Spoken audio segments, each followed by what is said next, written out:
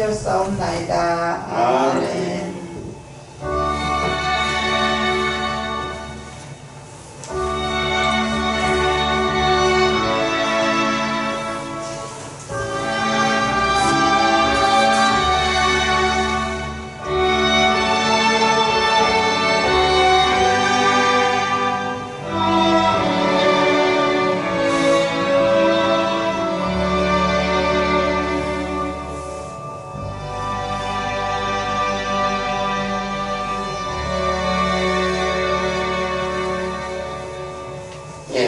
말씀은 히브리서 12장 18절에서 29절입니다. 히브리서 12장 18절에서 29절.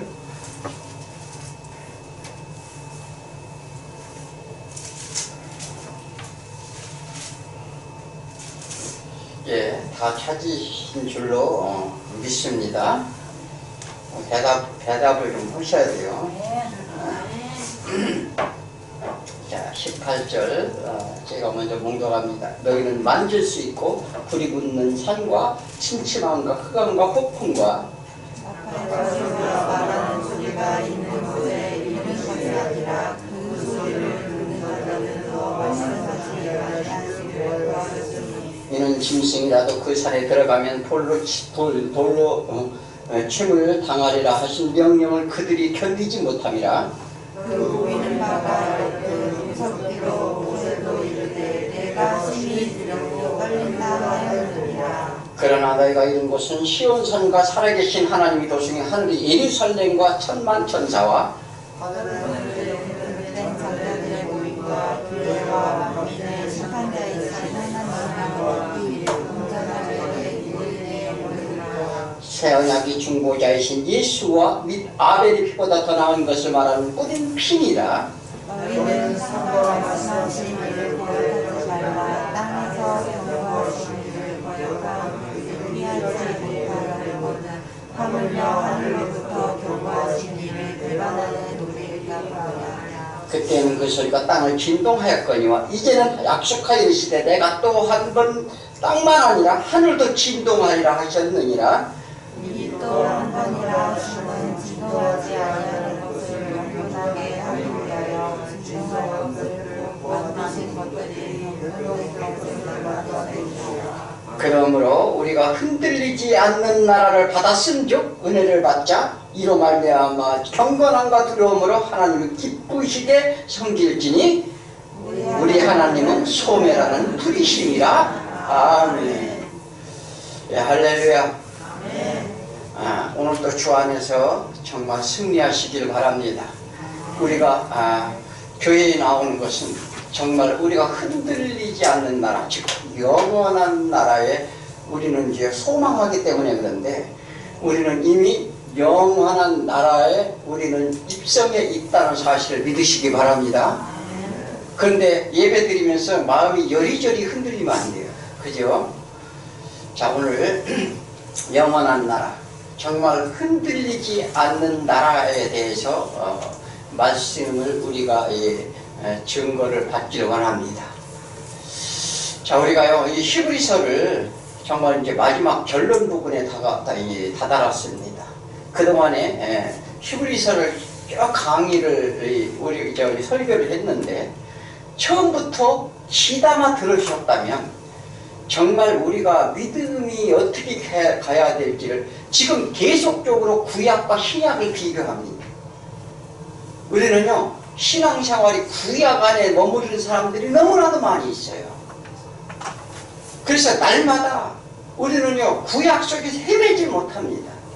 그러면 어떻게 구원이 있을까요, 없을까요? 없다는 사실을 아셔야 돼요. 자, 오늘 히브리 기자는 지금 무엇을 말하고자 하는지 잘 그 뜻과 의미를 알아들어야 될 줄 믿습니다. 우리는 다 듣는 귀가 있어서 다 들으실 줄 믿습니다.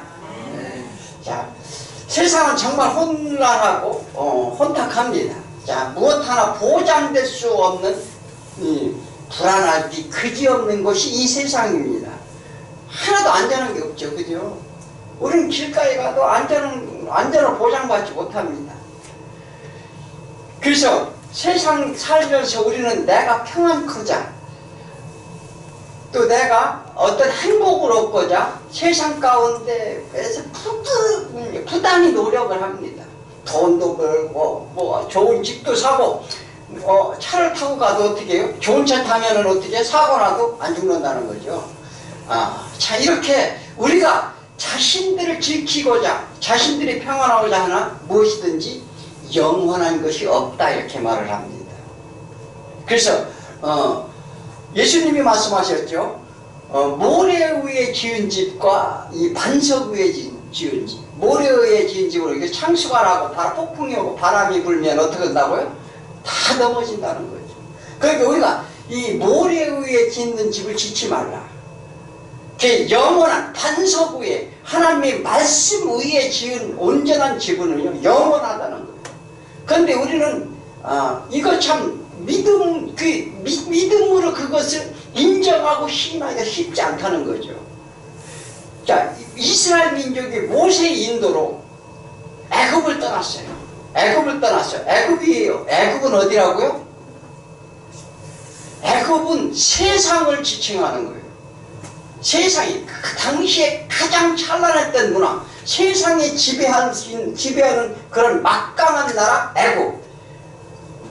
그래서 뭐냐면 세상의 풍요와 세상 것을 상징하는데 그곳에 있던 백성들이 어떻게 해요?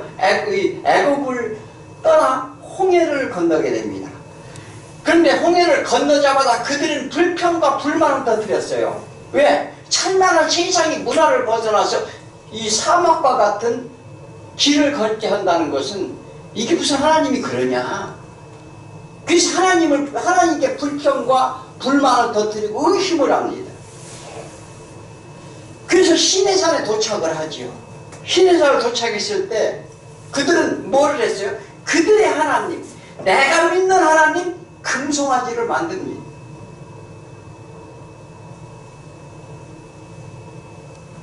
내가 믿는 하나님은 내 조건에 맞아야 된다는 거예요. 아시겠습니까? 지금 어떻게 신앙생활을 하십니까?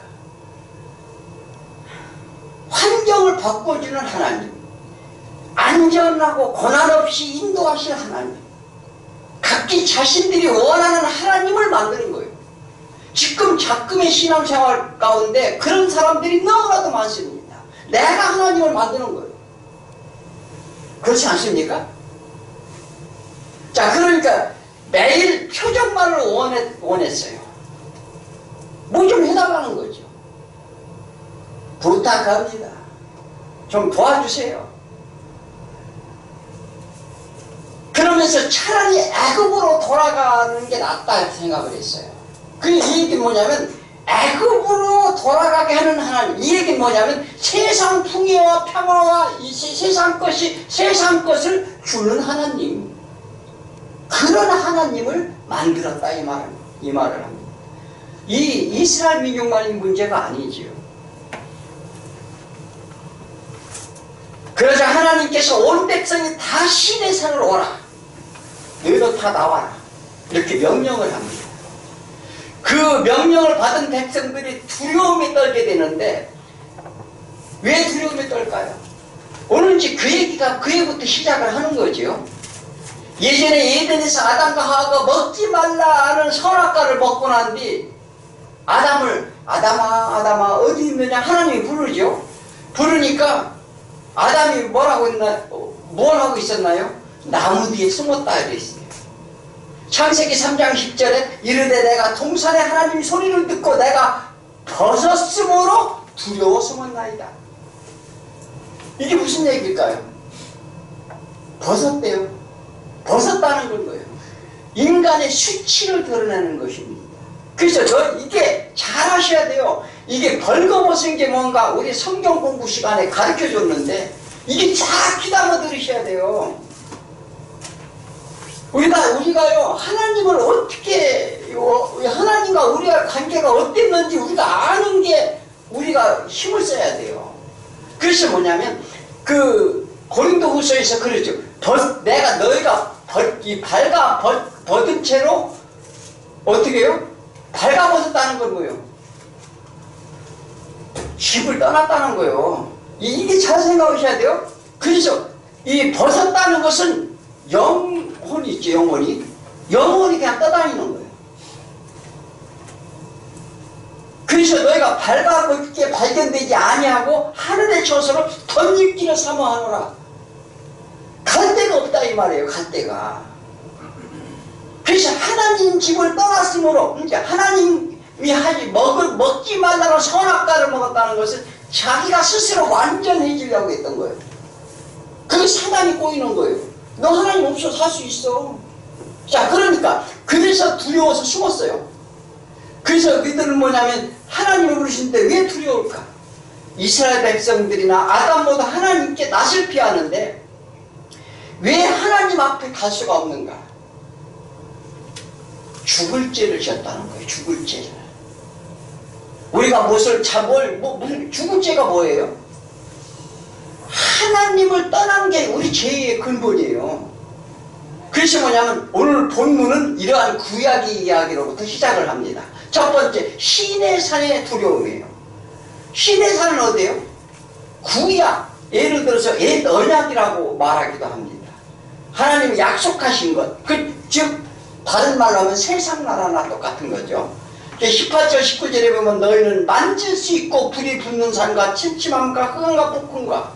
자, 왜냐하면 너희가 지금 실제로 보고 실제로 이렇게 만질 수 있고 불이 붙는 것도 보이고 지진이 와서 어떻게 해요? 막 폭풍과 흑암 어디 막 구름이 내리고 번개 치고 천둥 치고 막 이러한 것 너희가 눈으로 다 보는 거. 모세가 백성들을 데리고 시내산에 도착하는데 하나님께서 모세에 오셔서 말씀하십니다.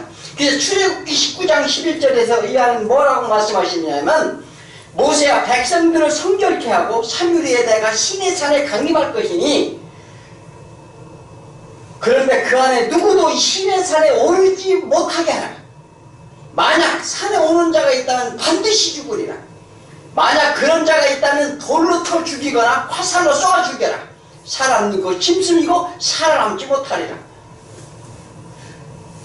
자, 그렇게 하면서 백성들이 하나님의 말씀을 듣지 않고 불순종한다는 것은 뭐냐면 하나님을 떠나라. 하나님을 경외하지 아니하자 천사가 나팔을 길게 불거든 산 앞에 이를 것이라 하라. 그러니까 뭐냐면 내가 3일 후에 시내산에 나타나는데 아무도 시내산에 근접하면 아니 된다. 누구든지 다 시내산에 오는 자는 죽을 것이라. 그런데 언제 오느냐? 천사가 나팔을 길게 불거든 산 앞에 내가 와 있는 줄 너희가 알라. 그래서 출애굽기 19장 16절에 셋째 날 아침에 우레와 번개와 빡빡한 구름 산 위에 있고 나팔 소리가 매우 크게 들리니 모든 백성들이 다 떨더라. 시내산이 막 흔들렸습니다. 막 천둥 번개가 치고 시내산 안에 연기가 자욱하면서 앞이 하나 보이지 않을 정도로 자욱하고 여호와께서 불 가운데 강림하시니라. 그때 온 산이 진동하고. 그러면 어떻게 해요? 얼마나 두려워요? 모세 또한 두려웠다고 그랬습니다. 오늘 21절에 보면 출애굽기 19장 21절에 보면 그 보이는 바가 그렇듯 산이 불이 붙고 천둥과 번개가 치며 시커먼 구름과 연기가 자욱하고 폭풍과 그리고 들려오는 나팔 소리에 무섭기로 모세도 이르되 내가 힘이 두렵고 떨린다 하였느니라. 이 나팔을 언제 또 불어요? 계시록에서 불잖아요. 계시록에서 하나님이 강림할 때, 또 재림하실 때. 이거 잘 아셔야 돼요. 그게 왜냐하면 그들에게 하나님의 진노가 임했어요. 왜 진노하셨을까요?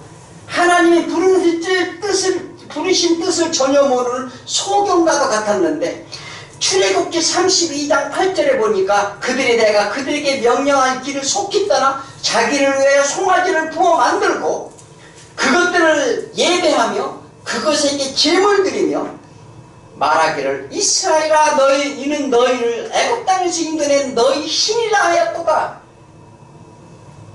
자, 자신들을 위한 하나님을 만들었다는 거예요. 전부 그들이요 하나님을 안 믿은 게 아니에요. 지금도 똑같아요. 지금도 교회에 나와서 하나님을 다 믿습니다. 믿는다고 하나님 앞에 나오죠. 그런데 어떤 하나님을 믿느냐면 자신들을 위한 하나님을 만든다는 거예요. 하나님은 이 백성들을 보니 목이 뻣뻣한 백성이로다. 내가 그들에게 그들을 진멸하고 너희보다 너희를 큰 나라가 되게 하리라. 그러나 그때 모세는 하나님께 물어보죠. 내가 너희들 다 죽여버릴 거야. 너희들을 다 진멸시킬 거야. 이렇게 말하니까 아니 다윗에게 약속했지 않습니까? 우리 조상 다윗에게 영원히 이 나라를 세워준다고 말씀하셨지 않습니까? 영원한 흔들리지 않는 나라, 요동하지 않는 나라를 만든다고 약속하셨지 않습니까? 그리고 애굽에서 건져내서 우리는 구원의 길 가나안 땅에 가게라고 약속하셨는데 만약에 다른 민족이 하나님께서 불순종했다고 이들을 다 죽인다면 다른 민족이 보고 뭐라고 하겠나요? 그러니 차라리 저를 죽이시고 저희 생명체에서 제어해 주옵소서. 그리고 그들을 살려주옵소서. 이렇게 모세가 기도를 합니다. 자, 이 얘기는 뭐냐면 우리 잘 아셔야 돼요. 성경은 무엇을 얘기하고자 하느냐. 지금 다 죽을 수밖에 없는 자들을 애굽에서 구해놨어요. 이스라엘은 우리의 대표입니다. 그죠? 믿는 자의 대표예요. 우리가 해서 이스라엘이라고요. 그런데 우리는 여전히 교회에 나왔지만 어떻게 해요? 하나님을 온전히 믿는 믿음이 온전히 다 설치를 못했어요. 그죠? 그래서 다 죽을 수밖에 없다고요. 그러나 이게 지금 이 히브리 기자가 지금 하고자 하는 의도가 있어요. 왜 이런 구약의 사건들을 소개할까? 구약의 사건은 신약의 그림자입니다. 그들이 뭐냐면 하나님은 어떻게 해요? 구약의 선지자들 통해서 말씀을 하고 예수부터 가서 성취를 다 이뤄낸다는 거예요. 그래서 뭐냐면 그림자는 세상의 것으로 주어집니다. 그죠?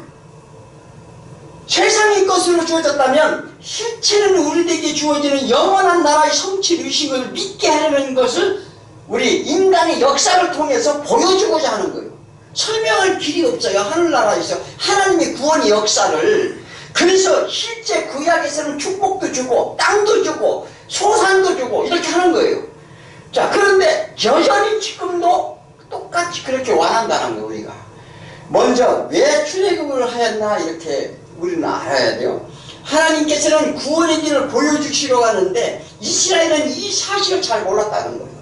마찬가지예요. 우리 교회에 나와서 예배를 드리고 하나님 말씀을 듣지만 왜 교회에 나오는지, 어떻게 구원의 여정길 우리가 가야 되는지는 전혀 관심이 없어요.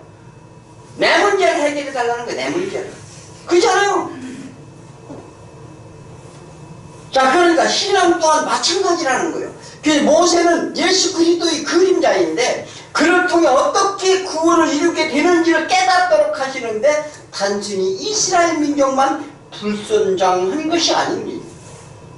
하나님 앞에 나가기 위해서는 선결 해결을 해야 될 일이 있는데 그게 무엇일까요? 우리는 하나님 앞에 나가기 위해 해결해야 될 것. 죄의 문제입니다. 죄가 있으면 하나님 앞에 지금 못 나가면 지금 알려주는 거예요. 너희들은 다 지금 나한테 불순종함으로 나한테만 다 죽는다는 거예요.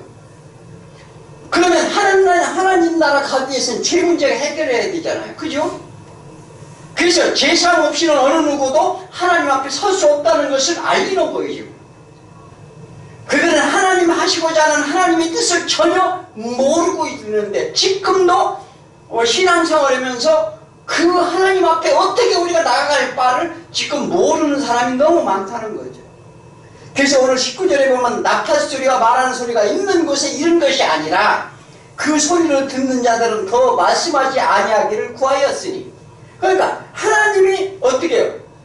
더 이상 하나님이 말씀하시는 것조차 구하지 않았다는 거예요. 멀리서 보니 산이 흔들리고 나팔 소리가 들리자 그들은 두려워 이제 좀 그만 좀 해주세요. 그만하시고 살려달라는 거예요. 계시록에서 7나팔 천사가 불 때마다 어떻습니까? 기근과 역병과 지진과 풍랑이 뒤잡혀 심판을 받는 장면이 나옵니다. 그죠? 이것은 하나님의 단순한 그들의 행위에 대한 진노인가요?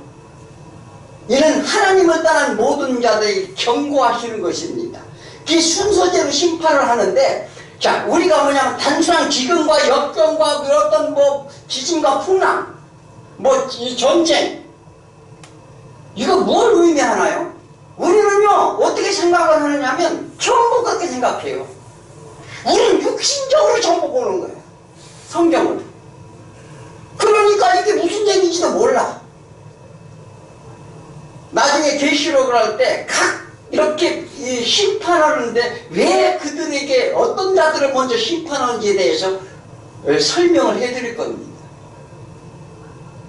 이것은 하나님의 단순한 그들의 행위에 대한 진노가 아니라 이 히브리 기자가 지금 말하고자 하는 내용이 있어요. 뭐냐면 은혜의 예루살렘, 새 예루살렘 얘기를 합니다. 시온산은 어떻게 해요? 예루살렘을 지칭하죠. 예루살렘이 어디예요? 그래서 예루살렘이 변해서 나중에 어떻게 새 예루살렘이 그렇게 얘기하잖아요. 새 예루살렘은 어디 있는 거예요? 하늘나라. 그죠? 지금 너희가 서 있는 곳이 어디냐 지금 물어보는 거예요. 시내산에 있느냐? 시온산에 있느냐 물어보는 거예요. 우리 어디 있어요? 예, 그렇죠. 다 시온산에. 근데 이렇게 시온산이 있다고 고백을 하면서 여전히 내 마음은 시내산에 있으면 안 된다는 거예요. 그죠? 시내산은 진멸, 하나님의 진노의 산이고, 어떻게 해요? 그래서 그 진노를 받아서 반드시 죽으시고 멸망받을 수밖에 없는 그 시내산에 있는 것이고, 우리가 지금 어디에 있느냐 하면 새 예루살렘 시온산에 있다. 그래서 22절에 그러나 너희가 이른 곳은 어디에? 우리가 이른 곳이 어디냐? 시온산과 살아계신 하나님의 도성인 하늘의 예루살렘과 천만 천사와. 자, 하나님께서 그저 너희들이 그냥 순종하는 거 보고 또 불순종하는 거 보고 그 상태를 보고 심판하시려 이 세상을 창조한 게 아니에요. 그 이스라엘 그렇게 부른 게 아니라고요. 우리 주로 그렇게 가르치잖아요. 여러분들 하나님께 순종해야 됩니다. 순종하는 사람은 축복을 받고 예루살렘 갑니다. 그런 얘기일까요? 그렇다면 순종할 수 있어요, 우리? 우리 하나님 앞에 순종이 뭐예요? 하나님 말씀을 듣고 거룩하게 살고 막 이렇게 하는 건가요? 우리는 하나님 앞에요 순종할 수가 없는 존재예요. 그렇게 단순하게 이렇게 순종과 불순종을 보려고 하나님께서 이 세상을 만들고 이스라엘 민족을 부른 게 아니라는 거예요. 뭐예요? 너희들은 전부 다 하나님을 반역하고 떠난 죄인임을 보게 하려는 거예요. 예. 네. 믿으십니까? 아멘. 그래서 뭐냐면 하나님께서는 우리에게 무엇을 바라실까? 우리에게 바라는 건 뭘까? 다시 하나님 집으로 돌아오라는 거예요. 깨달으라는 거예요. 죄인임을 고백하라는 거예요.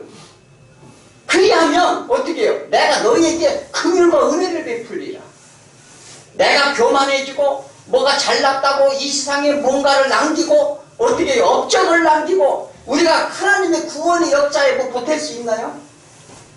물에 빠진 사람이 막 기꺼라고 헤엄을 쳐가지고 나 구원의 길로 갈 거야 하고 가니까 이렇게 보니까 참 저런 노력 많이 하는구나. 그래서 그 구해주는 건가요? 우리는 다 인간도 그렇게 생각해요. 지극정성을 하면은 하나님이 하늘도 감동하나요? 이거 다 미신인 것 같은 거예요. 하나님은 그러시지 않아요. 하나님의 선하신 뜻을 아느냐 모르냐 그것을 우리는 하나님은 그것을 보신다는 거예요.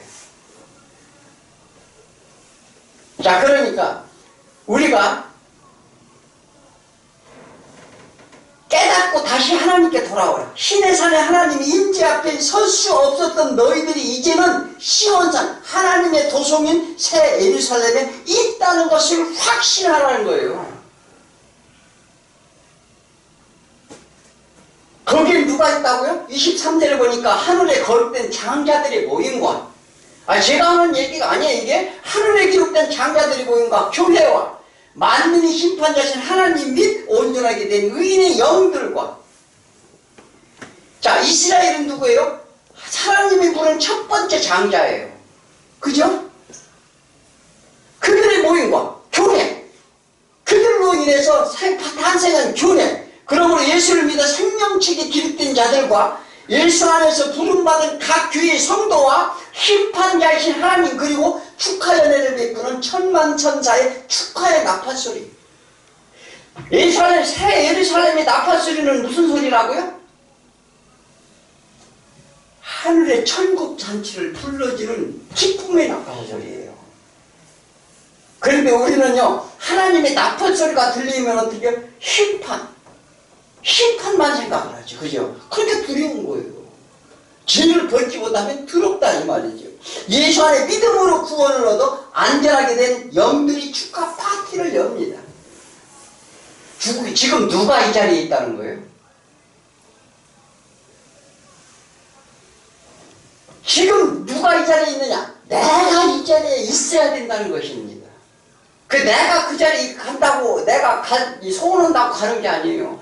예수를 믿으면, 예수의 죄사함을 믿으면, 십자가의 죽으심을 믿으면, 그 피로 죄와 허물을 다 우리 사해 줬음을 믿으면 확신하는 자가 갈 수 있다라고 이렇게 말씀하십니다. 그런데 너희들 아직 죄 가운데 있는 그런데 아직 묶여 있다는 거예요. 자, 로마서 4장 15절에 율법은 진노를 이루게 하나니 율법이 없는 것은 법도 없느니라. 자, 구약 이스라엘 백성들은 신의 산에 율법을 받으러 갔어요. 율법이 뭐예요? 율법이 뭐냐면 잘 지키면 의를 이룰 수 있다는 법이에요. 자, 그런데 율법이 말하는 말은 율법 아래 있는 자들에게 말하는 것이니 이는 모든 입을 막. 자, 율법을 줄 이유는 모든 자들이, 율법을 받은 자들이 입을 막게 만든다는 거예요. 할 말이 없게. 하나님께서. 그래서 온 세상으로 하나님이 심판 아래 있게, 법을 받으니까 하나님의 법을 그거 준수하면 네가 다시 집으로 돌아올 수 있을 거야. 이렇게 얘기해서 주었더니 어떻게 해요? 그걸 지키라고 준 거예요? 저는 못 지키니 할 수 없음을 고백하라는 거예요. 그죠? 의인은 없나니 하나도 없더라. 육체는 연약하여 할 수 없나니 하나님은 하시나니 어떻게 해요? 그러니까요, 우리가 철저하게 하나님 앞에 무릎 꿇는 거예요. 잘못했다고 용서를 비는 거죠. 교회 나와서 그거밖에 할 게 없다니까요.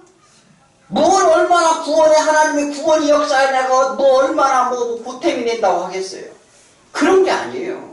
하나님은 죄를 인정하고 잘못을 인정하고. 우리가 세상에 살면서도 그렇죠.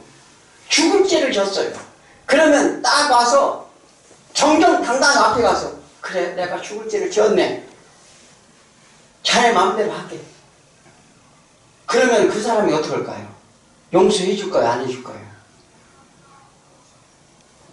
왕 앞에 나가면 그러잖아요. 신하들이 뭐냐면 무슨 잘못해서 막 왕이 화를 내면 죽을 죄를 지었나 저를 죽여주옵소서 이렇게 하잖아요. 엎드려서. 그러면 다 죽이나요? 그거 똑같은 거예요. 뭐냐면 세상의 원리를 통해서 우리가 하나님 앞에 저는 죽을 수밖에. 사도 바울이 고백하잖아요. 나는 괴수 중에 괴수요. 주님 앞에 정말 나는 엎드려서 정말 주님 앞에 할 말이 없는 자라고 그렇게 고백하잖아요. 우리도 똑같아요. 그런데 왜 할 말이 그렇게 많은지 몰라. 그죠? 내가 이렇게 업적을 이루었으니 우리 성도가 몇만 명인데 이거요, 그게 업적인가요? 그런 거 아니에요. 누구든지 다 주 앞에 내가 의롭다 여기는 자는 뭐냐면 예수님이 계속 얘기하잖아요. 마태복음에서 계속 얘기하잖아요. 화 있으실 인저 바리새인과 서기관들아, 화 있을진저 너희가 의롭다고, 너희가 무슨 모든 거 다 행했다고. 자, 우리 이와 같이 우리는 하나님 앞에 정말로 이 엎드릴 수밖에, 죄를 깨달을수록 얼마나 큰 죄인인지를 알려주려고 율법을 줬다는 거예요. 그걸 내가 지키려고 노력하면 할수록, 그런데 지금도 여전히 지키라고 이렇게 주장을 해요. 자, 그러니까 죄를 사함받은 길은 예수밖에 없음을 깨닫게 하려 주기 위함이에요. 그래서 율법은 뭐라고? 예수 그리스도께로 인도하는 농악선생과 같다. 그래서 이 율법을 누가 완전하게 이루시나요? 내가 폐하러 온 것이 아니라 완전 폐하러 왔나니. 이 얘기 뭐냐면 예수님이 율법을 다 지켜서 완전하게 한다는 게 아니라 그 율법으로서 자유함을 주기 위해서 오셨다, 이 말을 하는 거예요. 아, 좋은 거 어때? 그러므로 구약의 신의 산은 진노를 이룰 수밖에 없는 산에 백성들이 있었는데 왜 이 얘기를 할까? 이 히브리 기자는 각 교회들에게 지금 다시 다 율법으로 돌아가려고 해요. 믿음이 흔들리고 있다, 이 말이에요. 내가 뭔가 찝찝해, 안 했으니까. 뭔가 하나님 일을 위해서 막 해야 되는데 안 했으니까 찝찝해, 이렇게 구원받을 것 같지 않아. 여전히 내 행동을 보니 어떻게 해요? 하나님 앞에 부끄럽게 짝이 없어. 그럼 어떨까요?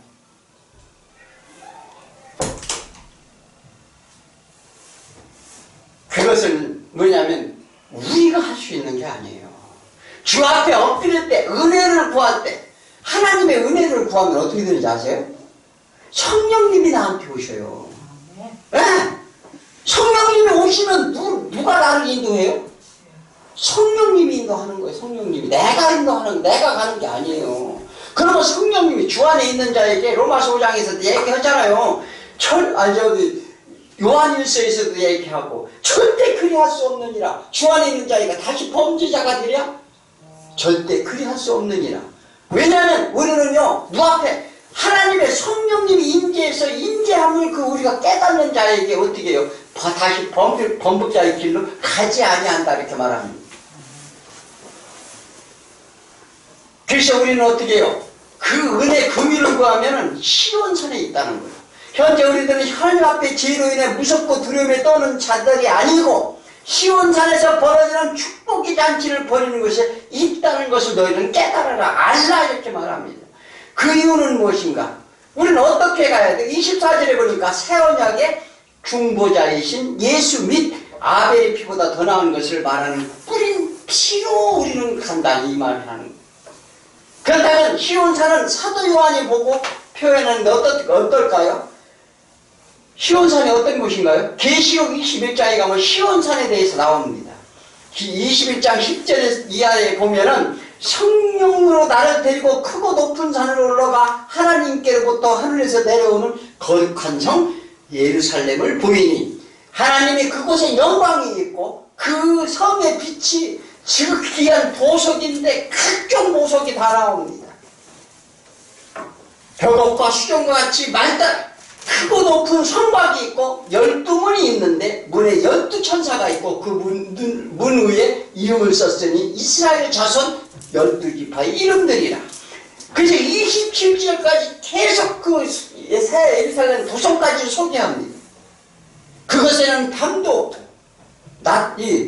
그것에는 밤이 없다는, 흑암이 없다는 거죠.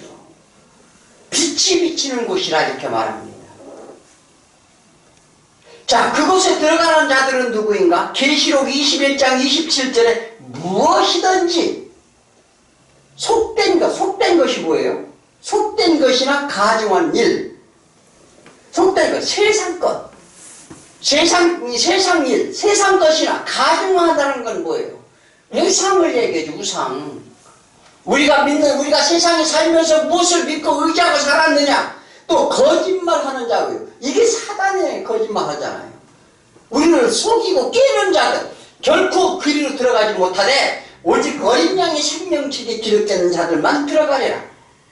새 예루살렘 성 안에 들어가면 어떻게 뭐가 있어요? 성전이 없어요. 성은 있는데 성전이 없다고요. 12문 있는데 각자 다 들어가는데 어떻게 해요? 그 안에는 성전이 없더라. 세상은 성전이 있죠. 그 성전이 왜 없을까요? 예수님이 성전이라.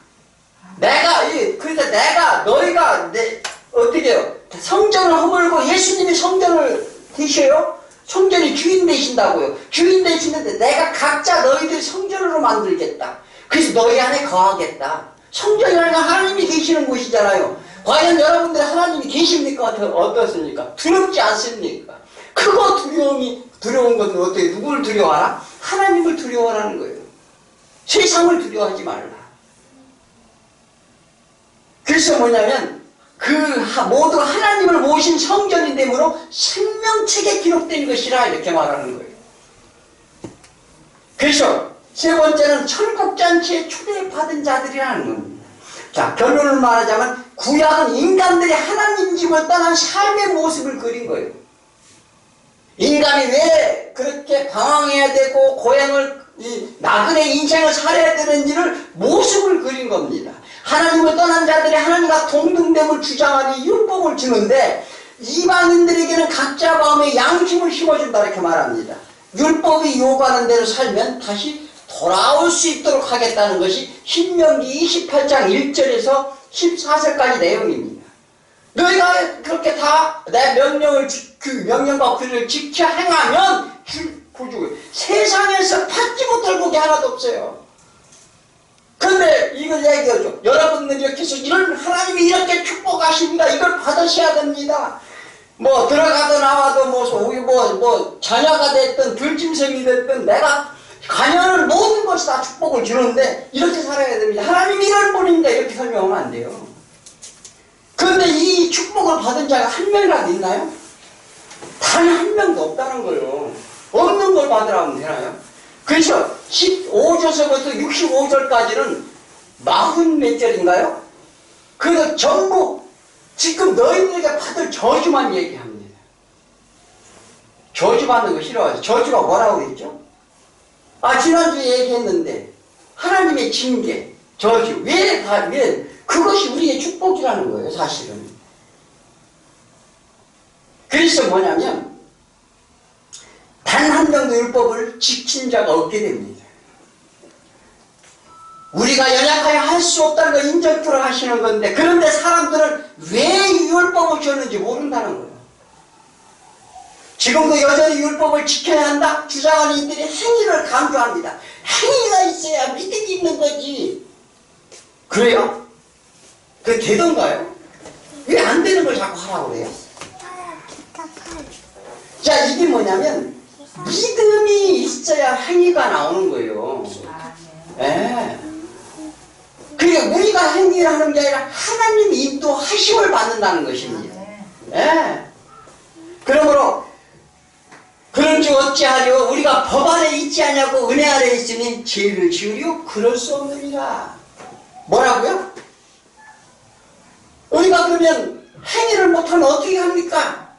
그러니까 우리가 법 안에 율법 안에 있지만 않으면 너희가 자유자만 되면 은혜 아래 있다는 거예요. 은혜 아래. 네, 하나님의 은혜를 입어야 돼. 은혜 아래 있으면 죄를 지켰느냐? 그럴 수 없느니라. 이스라엘의 율법 아래서 다 정죄를 받게 됩니다. 이 불법을 저지른 자들아, 다 내게서 떠나가라. 어떻게 해요? 부자 청년이 찾아와서 누가 찾아와서 다 내가 이렇게 법을 지켰나이자 고백하죠. 그런데 뭐라고 그래요? 다 불법을 저질렀다요. 그래서 참 나중에 이제 이런 장면, 이런 말씀도 설명을 이제 해드리는데, 그러니까 뭐냐면은 예수님이 뭐라고 그래요?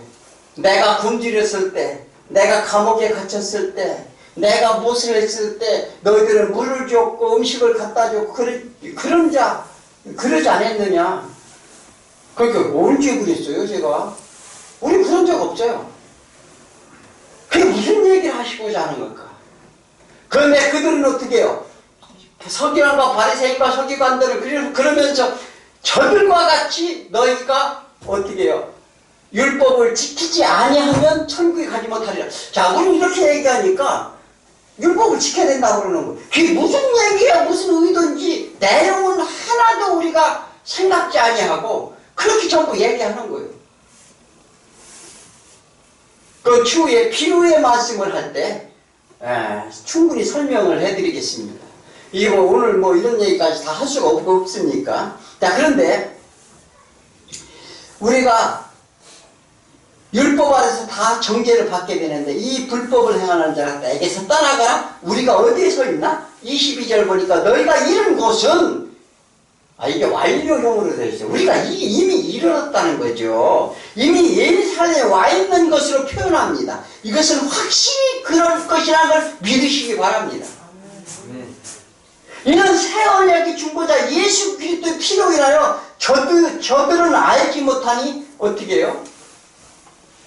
자, 예수님께서 뭐냐면, 자, 그들은 예수님을 잡아 죽였어요.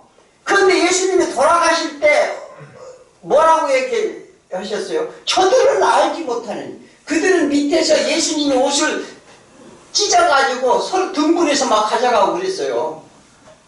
비웃고. 그러면 저들은 알지 못하니 저들을 용서하여 주옵소서. 그 은혜의 용서의 예수 그리스도가 오셨다는 거예요. 그런데 시내산은 어떻게 다 침멸해버리겠다고 하시는 거예요. 그럼 우리는 어디에 서 있어야 되겠어요? 구약의 백성들은 아벨의 피를 본다는 거예요. 창세기 4장 10절에 이르시되 네가 무엇을 하였느냐? 네가 피줄과 내게 호소하였느니라. 그러니까 아벨이 죽으면서 어떻게 가인이 죽였잖아요. 죽이면서 이렇게 내게 호소했다는 것은 원한을 갚아달라고 호소했다는 거예요. 그래서 가인의 그 후로 땅이 그 입을 벌려 내 손으로부터 네 아우의 피를 받았은즉 네가 땅에서 저주를 받으리니. 우리가 누구라고요? 우리가 가인의 후예란 말이에요, 전부. 그래서 뭐냐면 이것은 율법의 저주라고 이렇게 말합니다. 그게 신명기 28장 15절에서 65절에 해당하는 대목이에요. 그러니까 예수의 피는 평화와 의로와 안전과 영원과 자비와 은혜로 뿌려졌고, 아벨의 피는 이 세상의 것으로 아무리 노력해도 열매가 없는 유리 방황할 수밖에 없는 자로 뿌려졌다는 거예요. 제가 이렇게 좀 이게 사실 오리지널 복음의 선포예요. 잘 하셔야 돼요. 그냥 뭐 어렵다고 생각하시면 안 되고, 이게 그래서 성경을 계속 이제 우리가 이제 금년에 히브리서가 다음에 마지막입니다. 하나님의 사랑에 대한 것을 마무리를 짓는데, 자, 그렇다면 다음부터는 이 해부터는 요한 1서를 하는데 복음의 진수가 나옵니다. 잘 새겨 들으셔야 돼요. 그래야 내가 믿음이 성장을 해요. 그렇지 않고 내 생각, 내 관념, 내 감성, 내 어떻게요? 관습을 가지고 예수를 믿으면은요, 믿음이 성장이 있을 수가 없어요. 그래서 뭐냐면 히브리 기자는 예수의 피 흘림으로 저주의 시내산에서 천국잔치의 생명이 산 새 예루살렘으로 이미 초대되었다는 것을 너희들은 알라. 그런데 왜 흔들리느냐? 이렇게 물어보려. 하늘나라는 영원히 흔들리지 않는 나라다. 그래서 이 땅에 대해 경고하신 일을 거역하지 말라. 25절에 말씀을 이 경고하는 걸 너희가 거역하지 말라. 26절에 그때는 땅이 진동하였거니와 이제는 약속하여 이르시되 내가 또한 땅만 아니라 하늘을 진동하리라 하셨느니라. 시내에서는 땅만 진동을 했어요. 그런데 심판의 날이 오면 어떻게 한다고요? 땅과 하늘이 진동하리라. 창조하신 천지가 다 불살라 버린다는 거예요. 창세기 1장 1절에서 이미 다 결정되어 있다 이렇게 말을 하는 거예요. 하나님은 이렇게 빈틈이 없이 그 뜻을 이루신다는 사실을 믿으시기 바랍니다.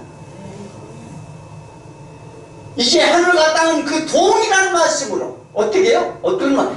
자, 하나님의 말씀으로 천지를 창조하셨죠. 그런데 그 동일한 말씀으로 심판하시겠다는 거죠. 불사르기 위하여 보존하신 바 되어 심판과 멸망의 날까지 보존하여 두신 것이라. 베드로후서 3장 7절. 왜 이 땅과 하늘이 진동해요?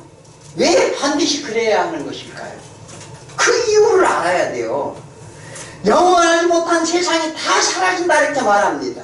그래서 어떻게 해요? 뭐가 무너지려면 어떻게 해요? 흔들려야 무너져요. 그죠? 막 나무도 뽑으려면 막 흔들어 놔야 이게 뽑히잖아요. 그래서 뭐냐면 이런 영원한 것만 남게 된다 이렇게 하기 위해서 흔든다 이렇게 말하는 거예요. 영원한 것만 남는. 영원한 것이 뭘까요? 남는 것은 예수 그리스도와 그 안에 있는 생명만 남기게 될 것이다 이렇게 말하는 거예요. 히브리 기자가 강조하는 것이 뭘까요? 썩어 없어진 것에 아무 유익이 없는 것에 매달리지 말라 이렇게 말하는 거예요. 세상 것에 매달리지 마라.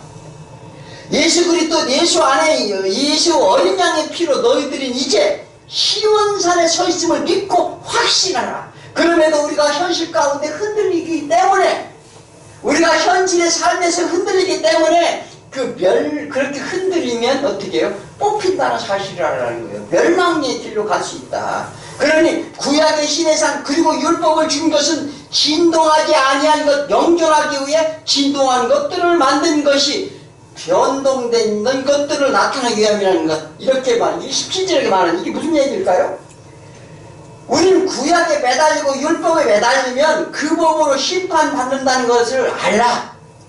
그래서 우리들은 그런 흔들리는 것로부터 건짐을 받았다는 것을 가르치기 위해 어떻게 해요? 변동된 것을 나타내기 위함이라는 거예요. 이 하나님께 이렇게 장을 넘기면서 이제 예를 들어서 어떻게 노아의 홍수 심판 위에 뭐라고? 이제 내가 다시 새 장을 열리니 이렇게 말씀하시는 거예요. 다시 시작하리니.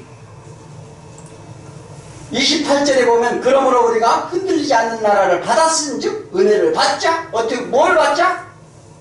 은혜를 받자는 은혜. 하나님이 은혜를 구하는 자에게 안 줘요? 구하셔야 돼요. 구하셔야 돼요. 나는 할 수 없습니다. 하나님의 은혜 아니면 살 길이 없습니다. 하나님의 은혜는 우리가 생각하는 그런 정도가 아니에요. 하나님의 은혜에 대해 카리스. 자, 하나님의 은혜에 대해서 제대로 알아야 되는데, 이 은혜는 깊고도 넓고도 우리가 감히 상상하지 못할 은혜를 주신다고요.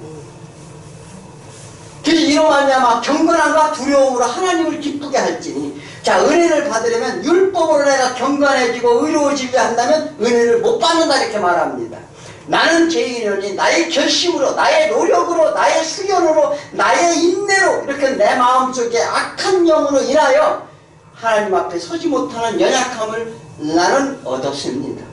그러면서 악한 영으로 인해 주님께 못 가오니 긍휼을 베풀어 주옵소서.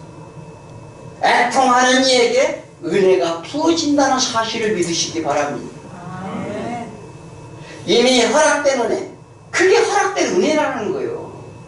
그래서 그 은혜를 누려야 될 것이라고 히브리 기자는 호소하는 거예요. 너희가 은혜를 그래야지 지금 율법으로 지금 네가 의롭다고 그렇게 해놓고 네 마음이 왜 흔들리느냐.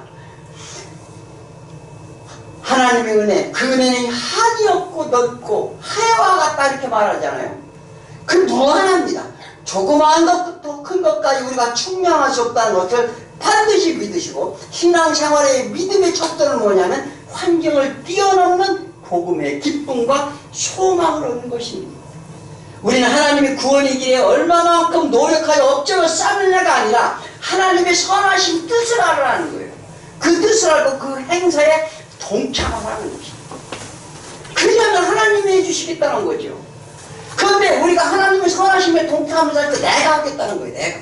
내 열심으로, 내 의로, 내 생각으로, 내 판단으로 전부 그런 얘기만 하고 있습니다. 그리하면 안 된다는 거죠. 경건함과 두려움으로 하나님을 기쁘게 섬겨라.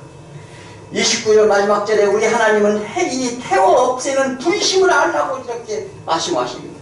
모든 만물, 세상에 내가 필요하지 않는 세상에 어떻게 물질로 된 모든 세상, 이것은 내가 필요치 않은 받장을 다 불러 태우신다는 거예요. 받는 건 뭐만 받으신다? 예수 그리스도 안에 새로운 피조물, 즉 우리만 받으신다는 거예요. 믿습니까? 그러므로 신앙생활을 감사와 기쁨으로 하라는 거예요.